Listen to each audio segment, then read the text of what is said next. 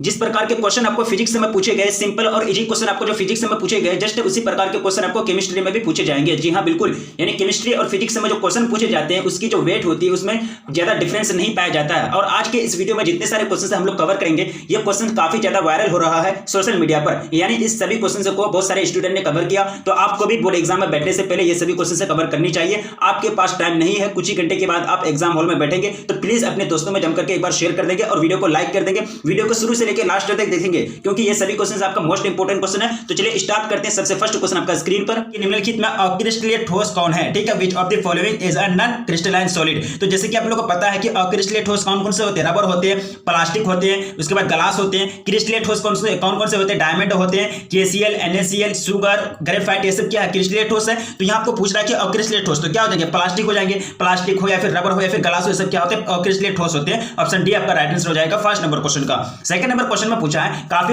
Important question है, ये मैं बता दिया हूं, बार बार ये क्वेश्चन कवर किया हूं कि पिंड केंद्रित घनाकार इकाई सेल में परमाणुओं की संख्या कितनी होती है? यानी बीसीसी में, बीसीसी की बात की जा रही है, तो बीसीसी में हम लोग जानते हैं कि ये जो होता है स्ट्रक्चर, यानी बीसीसी क्यूब में, बॉडी सेंटर्ड क्यूब में क्या होता है कि 8 कॉर्नर पर 8 एटम उपस्थित रहता है और उसका एक सेंटर पर यानी बॉडी के सेंटर पर एक उपस्थित रहता है, तभी तो इसका नाम क्या हो गया? केंद्रित घनाकार। तो जो सेंटर पर रहता है उसका पूरा योगदान होता है 1 एटम का, और जो 8 कॉर्नर पर 8 एटम रहता है उसका 1/8 होता है। तो 1/8 इंटू 8 करेंगे तो 8 कट जाएगा, इधर से 1 होगा और यहाँ सेंटर पर 1 होगा। ठीक है, तो 1 + 1 क्या हो जाएगा? 1 + 1 = 2, यानी 2 एटम होते हैं। तो पिंड केंद्रित घनाकार इकाई सेल में परमाणु की संख्या कितना हो जाएगी? 2 हो जाएगी। ऑप्शन ए राइट आंसर हो जाएगा सेकंड नंबर क्वेश्चन का। अब देखिए थर्ड नंबर क्वेश्चन में पूछा गया कि घनाकार क्रिस्टल में, क्या पूछा क्वेश्चन कि घनाकार क्रिस्टल में ब्रेविस जालकों की जो संख्या होती है वो कितनी होती है? ठीक है, 1 या 3 या फिर 4 या फिर 14, तो हम लोग 14 कवर किए हैं, 14 होती है, कितना टोटल 14 होती है। ठीक है, यानी ऑप्शन डी करेक्ट आंसर हो जाएंगे थर्ड नंबर क्वेश्चन का।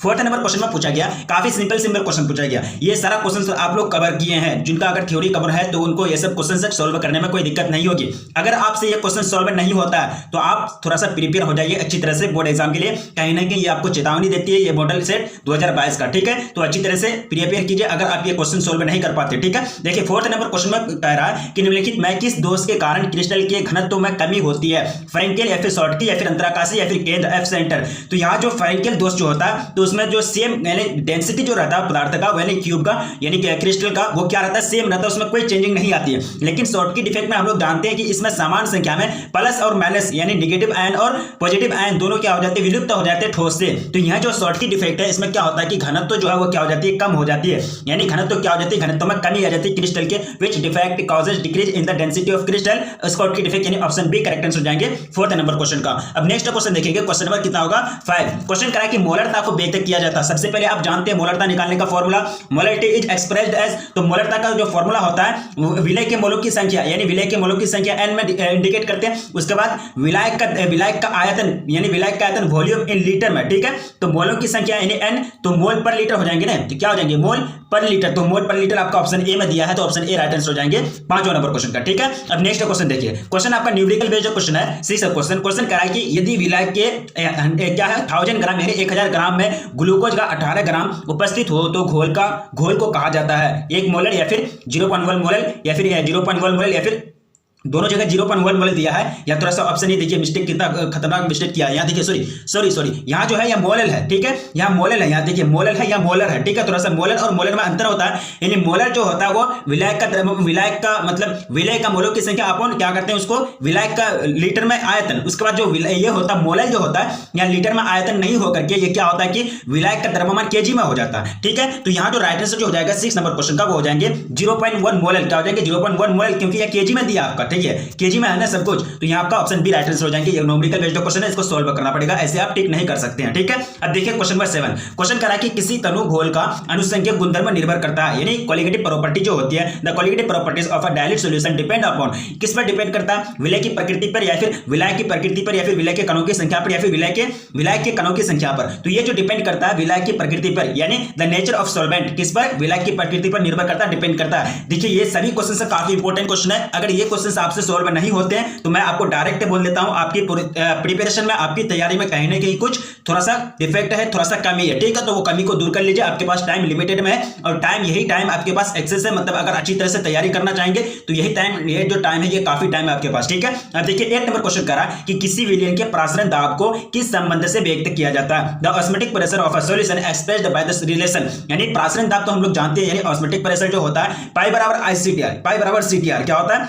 पाई बराबर CTR, ठीक है। तो पाई बराबर CTR करेंगे, अगर C अगर इधर आ जाएगा तो क्या हो जाएगा पाई अपॉन से is equal to TR, pi upon से is equal to TR। Option B में आपका दिया है, तो ऑप्शन बी करेक्ट आंसर हो जाएंगे 1 नंबर क्वेश्चन का। नेक्स्ट क्वेश्चन देखिए, क्वेश्चन क्या कर रहा है कि विद्युत धारा की वह मात्रा जो CuSO4 के यानी कॉपर सल्फेट के CuSO4 के घोल से 1 मोल कॉपर को मुक्त करती है, उसको क्या कहते हैं, 1 फैराडे होगा या फिर 2.33 फैराडे या फिर 2 फैराडे या फिर 1.33 फैराडे। तो ये जो होंगे 2 फैराडे होंगे, क्या हो जाएंगे 2 फैराडे हो जाएंगे। ये ऑप्शन सी करेक्ट आंसर हो जाएगा 9th नंबर क्वेश्चन का। ये भी न्यूमेरिकल बेस्ड क्वेश्चन है। नेक्स्ट क्वेश्चन पूछा गया कि फैराडे के विद्युत विच्छेदन के प्रथम नियम को व्यक्त करने के लिए निम्नलिखित में कौन सा सही समीकरण है। ये अभी हाल ही में आप लोगों को बताया हूं कि पहला जो समीकरण है उसका वो क्या है, यानी पदार्थ की W बराबर जीट हम लोग पढ़े थे, W बराबर जीट यानी जेड जो है वो स्थिरांक है और W यानी वेट है, W की जगह वेट भी रख सकते हैं, M भी रख सकते हैं, कुछ भी मान सकते हैं, और जेड जो है स्थिरांक है, I जो C मतलब करंट है, T है टाइम, ठीक है। तो यहां देखिए ये जो है आपका M जो वेट का काम करेगा, जेड आपकी जगह जेड है, उसके बाद C जो करंट है, C का मतलब करंट होता है, C की जगह करंट रखिए या फिर I रखिए, इलेक्ट्रिक करंट है, C को करंट है तो I से मतलब इलेक्ट्रिक करंट I से इंडिकेट किया जाता है, उसके बाद T जो है टाइम, ठीक है। तो ऑप्शन बी आपका करेक्ट आंसर हो जाएंगे। फैराडे के विद्युत विच्छेदन के प्रथम नियम को व्यक्त करने के लिए ये समीकरण होता है, ये मतलब रिलेशन होता है, ये इक्वेशन होता है, ठीक है। और सेकंड नियम तो आप जानते हैं W1/W2 is equal to E1/E2, ठीक है। ये सेकंड लॉ होता है यानी फैराडे का विद्युत विच्छेदन का, ठीक है। अब देखिए क्वेश्चन नंबर 11, क्वेश्चन करा कि किसी भी विलयन की सांद्रता घटने के साथ साथ या फिर घटने के साथ निम्नलिखित में क्या परिवर्तन होता है, ठीक है। मोलरता चालकता, मोलर की चालकता बढ़ जाती है, फिर मोलर चालकता घट जाती है, फिर मोलर चालकता क्या हो जाती है, परिवर्तन हो जाती है, या फिर आपका काफी इंपॉर्टेंट क्वेश्चन है 11th नंबर क्वेश्चन में लास्ट ऑप्शन आपका मोलर चालकता बहुत अधिक घट जाती है 11th नंबर क्वेश्चन। देखिए इसका जो राइट आंसर जो हो जाएगा वो हो जाएगा मोलर चालकता बढ़ जाती है, क्या हो जाती है मोलर चालकता बढ़ जाती है, यानी मोलर कंडक्टेंस जो होता है वो इंक्रीज हो जाता है। अब देखिए क्वेश्चन 12th में पूछा गया कि निम्नलिखित में कौन प्राथमिक सेल नहीं है, यानी प्राइमरी सेल कौन नहीं है, लेक्लांचे सेल या फिर गैल्वेनी सेल या फिर मरकरी सेल या फिर लेड संचायक सेल। तो यहाँ जो प्राइमरी सेल जो नहीं होंगे ये हो जाएंगे लेड संचायक सेल, यानी लेड संचायक सेल जो वो क्या है प्राइमरी सेल नहीं है, बाकी ये तीनों के तीनों जो है क्या है प्राइमरी सेल है। ऑप्शन डी करेक्ट आंसर हो जाएंगे 12 नंबर क्वेश्चन का।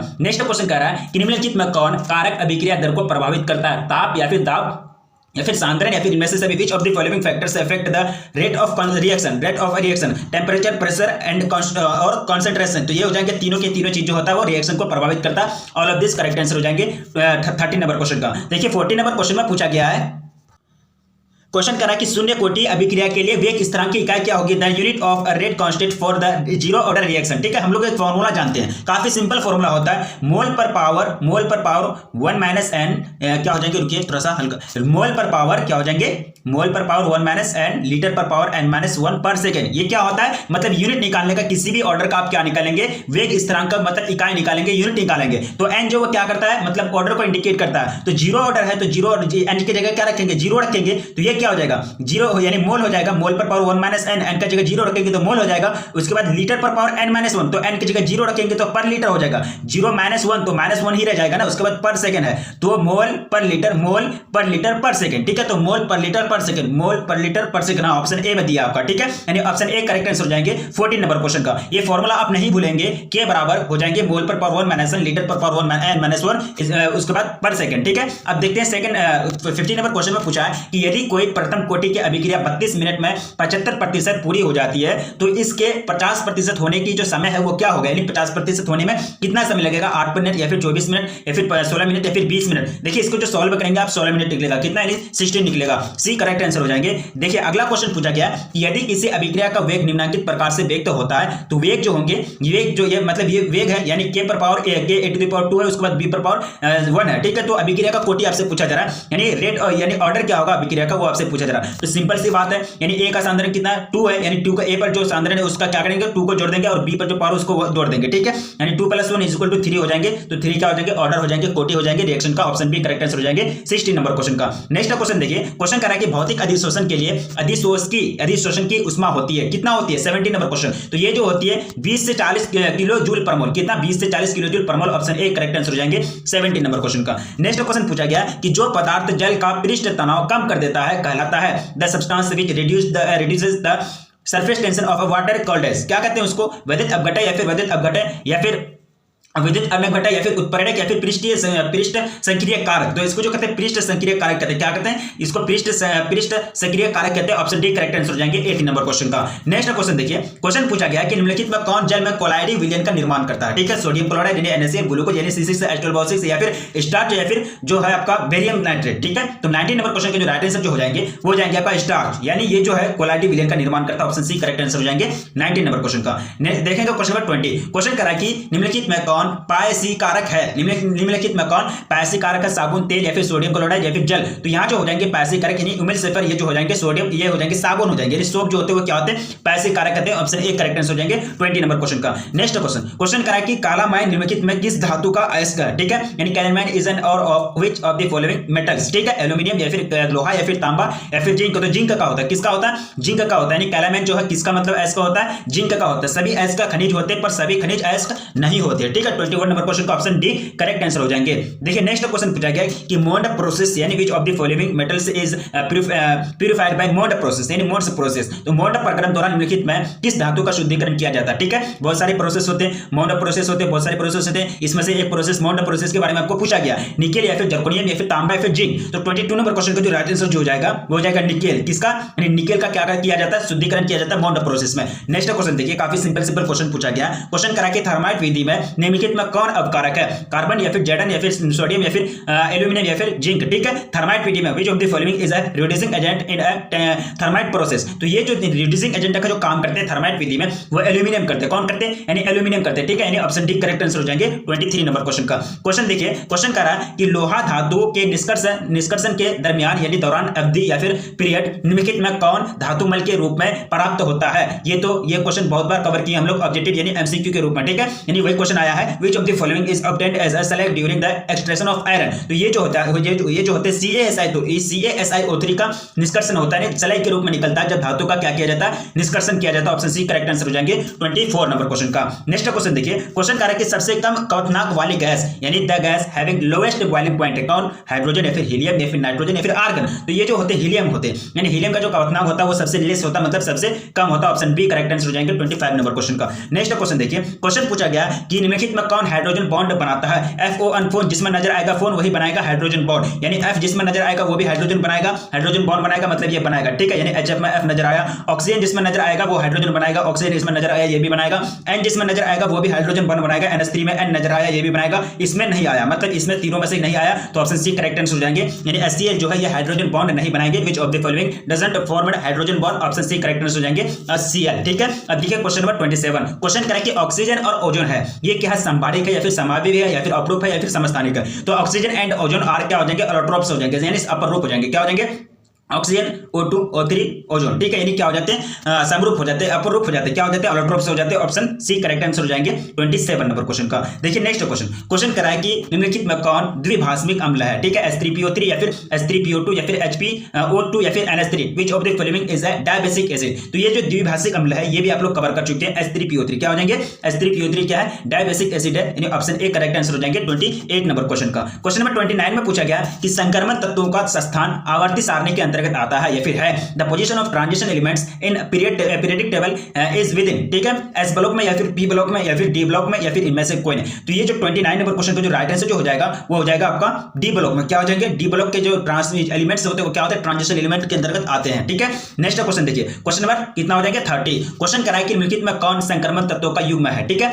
Na और Ca या फिर Mg और Al या फिर S और F या फिर Cu और Fe, ठीक है। Which of the following is a pair of transition elements. तो यहां जो पेयर हो जाएंगे ट्रांजिशन एलिमेंट का जो आपको पेयर दिया गया ये हो जाएंगे कॉपर और Fe यानी क्यूप्रम और फेरम, ठीक है, यानी ऑप्शन डी करेक्ट आंसर हो जाएंगे 30 नंबर क्वेश्चन का। नेक्स्ट क्वेश्चन देखिए 31 क्वेश्चन करा कि क्रोमियम यानी क्रोमियम की परमाणु संख्या आपको दिया गया जेड दिया गया 24, तो इसका जो इलेक्ट्रॉनिक विन्यास होता है वो क्या होता है, ठीक है, यानी इलेक्ट्रॉनिक विन्यास निकालने का सिंपल फॉर्मूला होता है, फॉर्मूला अप्लाई करेंगे तो क्या निकलेगा, आर्गन को रखा जाता है 18 में, ठीक है, तो आर्गन 3d5 4s1 निकलेंगे, कितना निकलेंगे, आर्गन 3d5 4s1 निकलेंगे, यानी ऑप्शन बी करेक्ट आंसर हो जाएंगे 31 नंबर क्वेश्चन का। नेक्स्ट क्वेश्चन देखिए क्वेश्चन करा कि मिल्कियत में किन तत्वों में 4f यानी 4f कक्षकों में इलेक्ट्रॉन क्रमबद्ध रूप से भरता है, ठीक है, लैंथेनॉइड में या फिर एक्टिनाइड में या फिर संक्रमण तत्वों में या फिर मुद्रा धातु में, ठीक है, तो ये जो 32 का क्वेश्चन जो हो जाएंगे राइट आंसर जो हो जाएंगे वो हो जाएंगे लैंथेनॉइड में, किसमें होते हैं, लैंथेनॉइड में होते हैं, ऑप्शन ए करेक्ट आंसर हो जाएंगे 32 नंबर क्वेश्चन का। नेक्स्ट क्वेश्चन देखिए क्वेश्चन करा है कि Fe3 है पावर इसमें, तो Fe का आपको ऑक्सीकरण अवस्था पूछा जा रहा है यानी ऑक्सीडेशन स्टेट इसमें पूछा जा रहा है, ठीक है, सिंपल सी बात है, इसमें x मान लेंगे उसके बाद निकाल लेंगे तो ये जो निकलेगा +3 निकलेगा, कितना निकलेगा,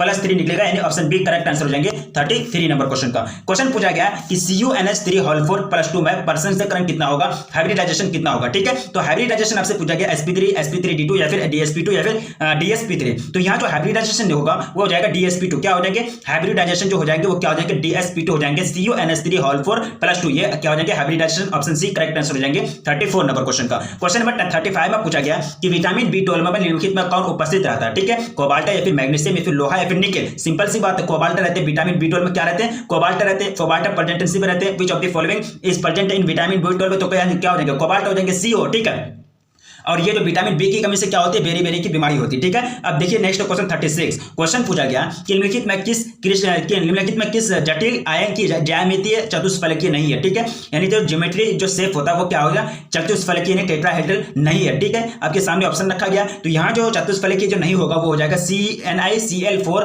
प्लस जो है 2 ये जो है इसका जो आकृति होता है, इसका जो ज्योमेट्रिकल शेप जो होता है वो क्या होता है, चतुष्फलकीय यानी टेट्राहेड्रल नहीं होता, ऑप्शन बी करेक्ट आंसर हो जाएंगे 36 नंबर क्वेश्चन का। क्वेश्चन नंबर 37 में पूछा गया कि एथिल ब्रोमाइड की अभिक्रिया सोडियम धातु से शुष्क ईथर में कराने पर बनता है, ठीक है, मैं एक बात बीच में बोल दूं आप लोगों को कि अगर वीडियो को प्लीज लाइक नहीं किया तो अभी तक, तो प्लीज वीडियो को लाइक कर दें, क्योंकि आप लोग प्लीज वीडियो को लाइक करने में भी क्या करते हैं, कंजूसी करते हैं, ठीक है, ऐसा नहीं कीजिए, ठीक है, वीडियो बनाने में काफी मेहनत लगती है, ठीक है। 37 नंबर क्वेश्चन आपका राइट आंसर चूज करना है, क्या क्वेश्चन होगा, देखिए इसका जो राइट आंसर जो हो जाएगा वो हो जाएगा ब्यूटेन, क्या हो जाएगा, ब्यूटेन यानी एथिल ब्रोमाइड की अभिक्रिया सोडियम धातु से शुष्क ईथर में कराने पर क्या बनती है, क्या प्रोडक्ट निकलता है, ब्यूटेन निकलता है, ठीक है, ऑप्शन बी करेक्ट आंसर हो जाएंगे 37 नंबर क्वेश्चन का। नेक्स्ट क्वेश्चन देखिए क्वेश्चन कह रहा है कि निम्नलिखित में किसका उपयोग निश्चेतक के रूप में किया जाता है, किसके रूप में, यानी निश्चेतक में यानी एनास्थेटिक के रूप में किया जाता है, तो क्लोरोफॉर्म का किसका, यानी क्लोरोफॉर्म का उपयोग जो होता है वो एनास्थेटिक के रूप में यानी निश्चेतक के रूप में किया जाता है, ऑप्शन ए करेक्ट आंसर हो जाएंगे 38 नंबर क्वेश्चन का। क्वेश्चन नंबर 39 में पूछा गया कि निम्नलिखित में कौन कलोरल का अणुसूत्र होता है, कलोरल का फॉर्मूला क्या होता है, which of the following is molecular formula of कलोरल, ठीक है, तो कलोरल का जो मेन फॉर्मूला होता है वो क्या होता है, CCl3CHO, क्या हो जाएंगे,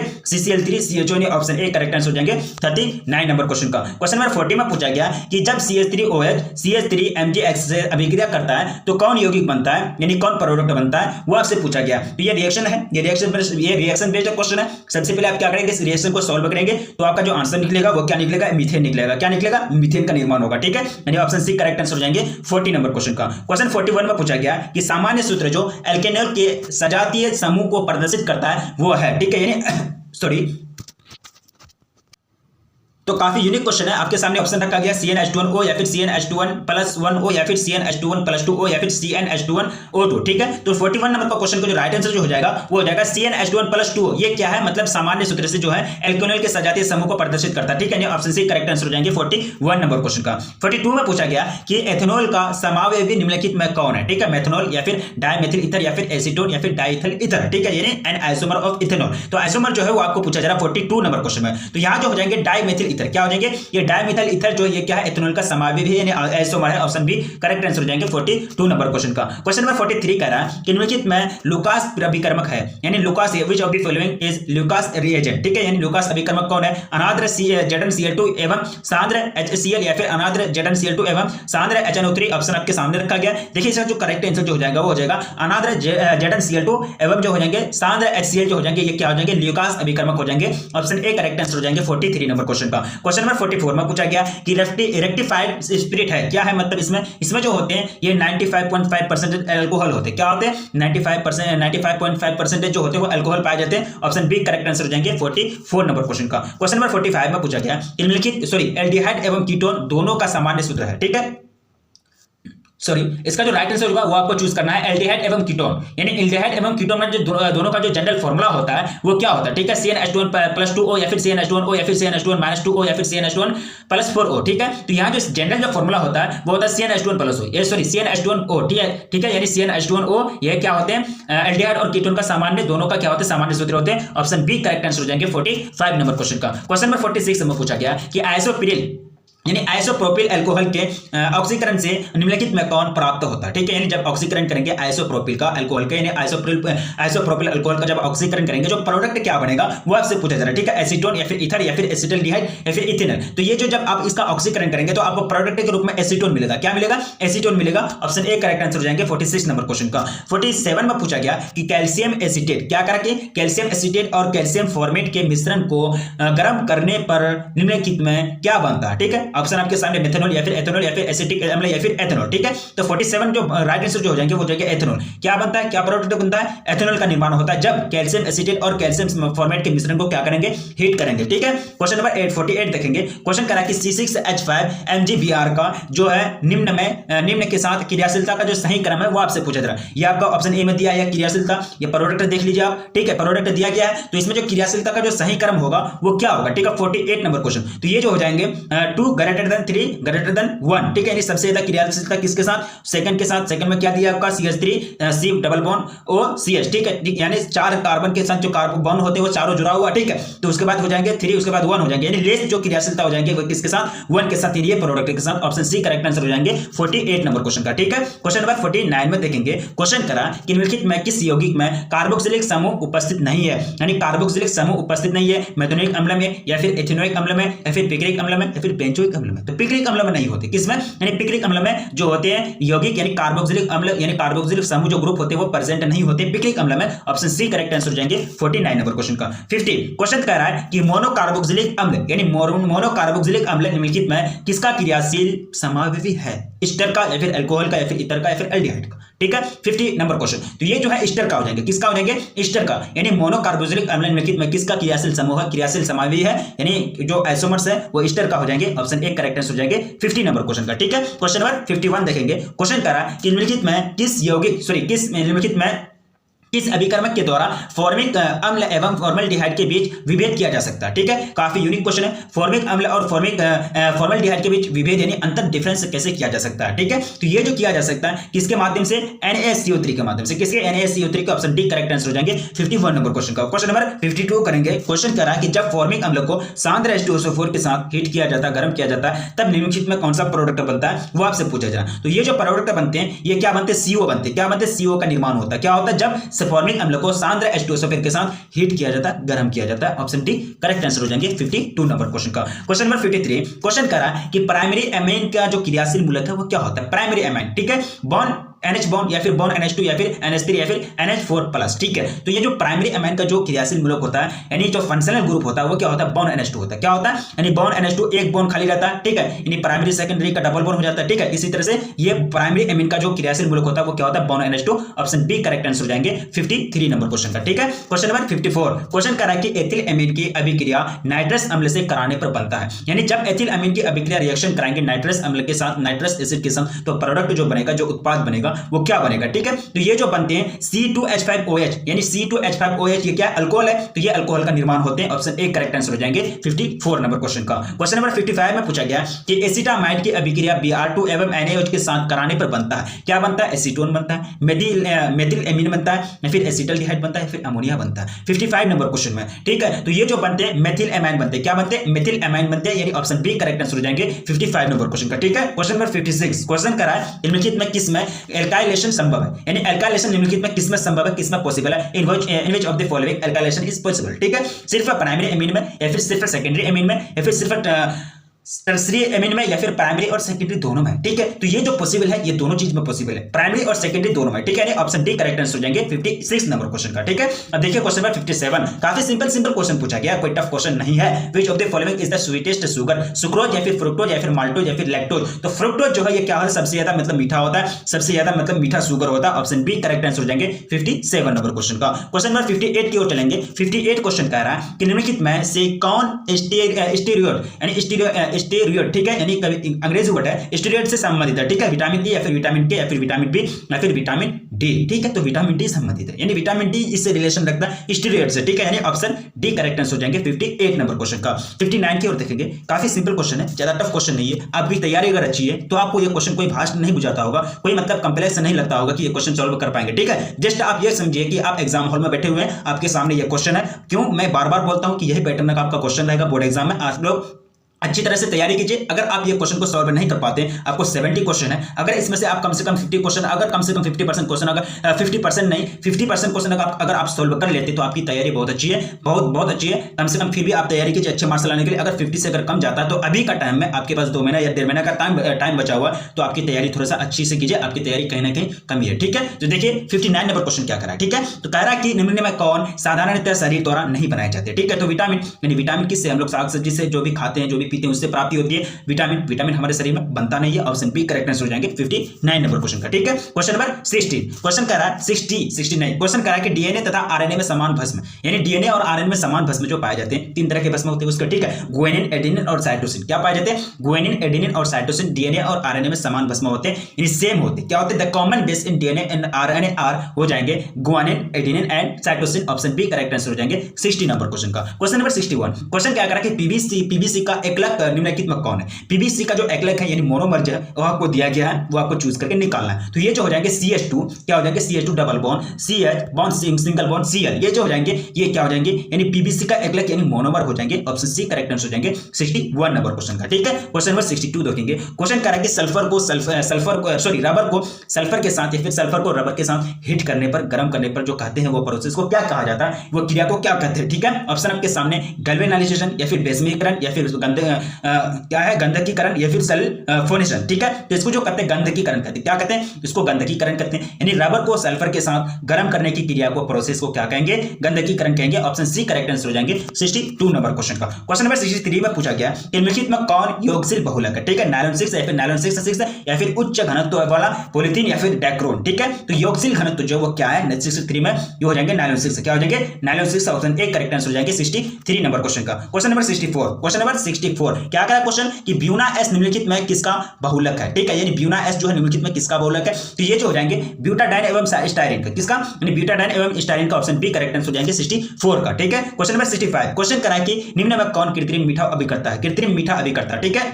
विच of the following is an artificial sweating agent. Artificial का मतलब समझते हैं जो बनाया गया है साइंटिफिक मेथड से, ठीक है। तो यहां जो हो जाएंगे ये क्या हो जाएंगे, ये हो जाएंगे एस्पार्टम, क्या हो जाएंगे एस्पार्टम जो हो गया आर्टिफिशियल स्वीटिंग एजेंट है। ऑप्शन बी करेक्ट आंसर हो जाएंगे 65 नंबर क्वेश्चन का। क्वेश्चन नंबर 66 कह रहा है कि वैलियम का उपयोग निम्नलिखित में किसके रूप में किया जाता है, ठीक है। Valium is used in which of the following, is as which of the following, ठीक है। आपके सामने ऑप्शन रखा गया एंटीबायोटिक, एनाल्जेसिक या फिर बेहोश की दवा या फिर एनास्थेटिक जिसको कहते हैं, या फिर जो उपासमक यानी उपशामक, ठीक है। आपके सामने ऑप्शन रखा गया। तो 66 का जो क्वेश्चन होगा, जो राइट आंसर जो हो जाएगा वो जाएगा उपशामक, क्या हो जाएगा उपशामक के रूप में इसका इस्तेमाल किया जाए। तो ऑप्शन डी करेक्ट आंसर, ठीक है। क्वेश्चन नंबर 67 करा कि रासायनिक रूप में एस्पिरिन निम्नलिखित में क्या है, ठीक है। मेथिल बेंजोएट या फिर एथिल सैलिटेट या फिर एसिटाइल सैलिसिलिक अम्ल यानी एसिड। उसके बाद आपके सामने रखा गया जो हाइड्रोक्सी बेंजोइक अम्ल रखा गया, ठीक है। तो ओ हाइड्रोक्सी यानी ओ हाइड्रोक्सी, ठीक है, यानी ऑर्थोमेटापारा जो होता है, ठीक है, ऑर्थोमेटापारा, ठीक है। तो 67 का जो करेक्ट आंसर जो हो जाएंगे वो हो जाएंगे सैलिसाइलिक एसिड, यानी ऑप्शन सी करेक्ट आंसर हो जाएंगे 67 नंबर क्वेश्चन का। क्वेश्चन नंबर कितना देखेंगे, क्वेश्चन नंबर 68 क्वेश्चन कह रहा है कि निम्नलिखित में किसका उपयोग एंटीसेप्टिक के रूप में होता है, ठीक है। किसका उपयोग एंटीसेप्टिक के रूप में होता है, तो ये जो होते हैं फिनोल का, किसका, फिनोल का उपयोग होते हैं। 69 क्वेश्चन कह रहा है कि निम्नलिखित में किसमें bond C bond double bond O यानी जो समूह है, ये जो फंक्शनल ग्रुप है, ये किसमें उपस्थित रहते हैं, ठीक है। ईथर में या फिर अल्कोहल में या फिर कीटोन में या फिर एमाइन में। तो ये जो उपस्थित रहते हैं कीटोन में, किसमें, कीटोन में उपस्थित रहते हैं। ये जो आपका समूह दिया है, ग्रुप दिया गया, ठीक है। क्वेश्चन नंबर 70 लास्ट क्वेश्चन करा कि मुल्कित में कौन टर्सरी अल्कोहल है। टर्सरी अल्कोहल कौन है भाई, वही आपसे पूछा जा रहा है। तो ये जो हो जाएंगे ये टर्सरी अल्कोहल हो जाएंगे CH2OH बॉन्ड CH2OH, ठीक है। ये क्या हो जाएंगे, टर्सरी अल्कोहल हो जाएंगे। यानी टर्सरी अल्कोहल का एग्जांपल है ऑप्शन डी करेक्ट आंसर हो जाएंगे 70 नंबर क्वेश्चन का, ठीक है। तो टोटल क्वेश्चन हम लोग का 70 था। तो 70 क्वेश्चन को हम लोग